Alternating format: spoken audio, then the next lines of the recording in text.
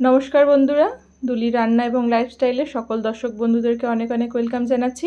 আবারও চলে এসেছি আরও একটি নতুন পর্বের সঙ্গে। আশা করি সকলে ভালো আছেন। ভিডিওটি স্কিপ না করে পুরো দেখার জন্য অনুরোধ রইল।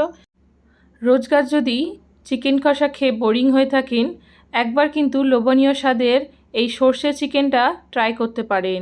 দেখতেও খুব অথেন্টিক, খেতেও খুব স্বাদ এবং বেঙ্গলি খুব একটি ট্রেডিশনাল রেসিপি। চলুন দেখে নিই কী কী লাগছে। এখানে আমি 500 গ্রাম চিকেনকে ছোট সাইজের কেটে ভালো করে পরিষ্কার করে ধুয়ে রেখে দিয়েছি চিকেনগুলোকে। গ্যাসের ফ্লেমটি অন করে কড়াটা গরম হয়ে গেলে কড়ার মধ্যে আমি সর্ষের তেল কিছু পরিমাণ এখানে অ্যাড করে দিলাম।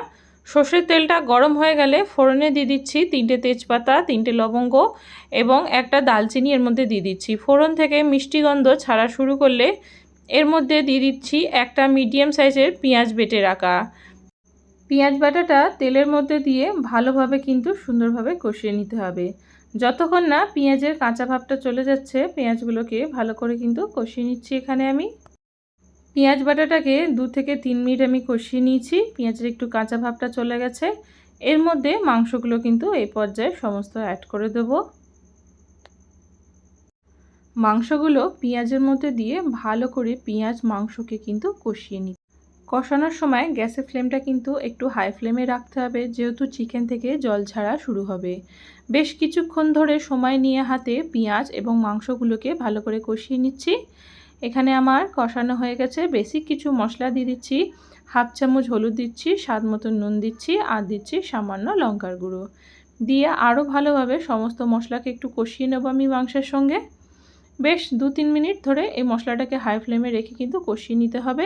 এর মধ্যে কোনো প্রকার জল দিতে হবে না। মাংসটা কষাতে থাকলে কিন্তু মাংস থেকে জল ছাড়া শুরু হবে এবং মাংসর জলেই কিন্তু মাংসটাকে কিন্তু সুন্দরভাবে কষিয়ে নিতে হবে। এখানে যতক্ষণ মাংস কষা হচ্ছে একটা মশলা বানিয়ে নিচ্ছি। একটি মিক্সিং জারের মধ্যে 2টো কাঁচা লঙ্কা দিচ্ছি, 2 চামচ এর মধ্যে সাদা সর্ষে দিয়ে দিচ্ছি, আর দিয়ে দিচ্ছি 2 চামচ কালো সর্ষে, আর দিচ্ছি স্বাদ মতন এতে লবণ, যাতে এগুলো পেস্ট করলে তেতোনা ভাব না আসে সেই কারণে।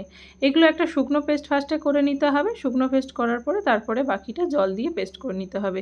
এখানে আমি প্রথমে শুকনো পেস্ট করে নিয়েছি। এর মধ্যে কিছু পরিমাণ সামান্য জল দিয়ে দিচ্ছি, আর এতে দিয়ে দিচ্ছি 10 পিস মতন কিশমিশ, আর দিচ্ছি সামান্য কিছু পরিমাণ কাজু দিয়ে ঢাকনা বন্ধ করে এটা একটা খুব সুন্দরভাবে স্মুথ পেস্ট তৈরি করে নিতে হবে, যাতে এর মধ্যে দানাযুক্ত কিছু না থাকে।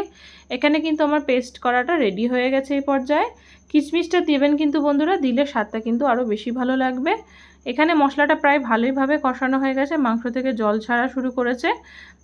মাংসটাকে এই পর্যায়ে কিন্তু ঢাকা দিয়ে আমি কুক করে নেব। এখানে মাংসটাকে ঢাকা দিয়ে কুক করে সেদ্ধ করে নিতে হবে। আমি এখানে 10 মিনিট পর ফিরে আসছি। মাংস থেকে কিন্তু সম্পূর্ণভাবে তেল ছেড়ে দিয়েছে। মাংসটাকে ভালোভাবে আরেকবার কষিয়ে নিচ্ছি। মাংসটাকে কিন্তু সেদ্ধ করে নিতে হবে। সর্ষে দিয়ে সেদ্ধ করা যাবে না, তাহলে কিন্তু মাংসটা তেতো হয়ে যেতে পারে। সেই কারণ মাংসটাকে আগে প্রপারভাবে সেদ্ধ করতে হবে, তারপরে সর্ষে বাটা, কাজু বাটা যেগুলো আমরা বানিয়েছি সেই মশলাটা এর মধ্যে অ্যাড করে দিতে হবে। সর্ষে বাটা দিয়ে মাংসটাকে ভালোভাবে কষিয়ে নেব আরও 2-3 মিনিট। কিছুক্ষণ মশলার সঙ্গে সর্ষেটাকে কষিয়ে নিচ্ছি। বেশি কষানো দরকার নেই বন্ধুরা, বেশি কষালে কিন্তু সর্ষেটা তিতো হয়ে যাবে। সেই এখানে আমার কষানো রেডি হয়ে গেছে। এখানে কিন্তু কোনো রকমভাবে জল অ্যাড করব না। এটাকে ঢাকা দিয়ে আরও বেশ কিছুক্ষণ কুক করে নেব। ঢাকা দিয়ে 10 মিনিট রেখেছিলাম। 10 মিনিট পরে ফিরে আসছি। এতে কিন্তু মাংস থেকে অনেকটাই জল ছেড়েছে ঢাকা দিয়ে রান্না করার ফলে। এটাকে একবার কষিয়ে নিচ্ছি আর একটুখানি। এই পর্যায়ে এতে স্বাদ মতন চিনি দিয়ে দিচ্ছি। রান্নাটা এখানে কিন্তু আমার রেডি হয়ে গেছে। পাত্রের মধ্যে আমি ঢেলে নিচ্ছি। ভাত, রুটি, পরোটা, পোলাও যার সঙ্গে খাবে, মাংস কিন্তু জমে ক্ষীর। ওপর থেকে কিছু পরিমাণ কাঁচা সর্ষের তেল দিয়ে দিচ্ছি। যেহেতু সর্ষে বাটা চিকেন, সর্ষের যে কোনো রেসিপিতেই কাঁচা সর্ষের তেল অবশ্যই কিন্তু দেবেন, দিলে কিন্তু স্বাদটা দুগুনা বেড়ে যায়। আশা করি রেসিপিটি ভালো লেগেছে। ভালো লেগে যদি থাকে অবশ্যই একটি লাইক, শেয়ার, সাবস্ক্রাইব করবেন। সাবস্ক্রাইব করে চ্যানেলটি আমার পাশে থাকার সকলকে অনুরোধ রইল। আবার দেখা হচ্ছে পরবর্তী নতুন একটি পর্বের সঙ্গে। ততক্ষণ সকলে ভালো থাকবেন, সুস্থ থাকবেন এবং এই গরমে নিজের শরীরকে এবং পরিবারের সকলকে প্রচুর পরিমাণে জল খাইয়ে শরীরটাকে হাইড্রেট করে রাখবেন। টাটা বন্ধুরা, সকলে অনেক অনেক ভালো থাকবেন।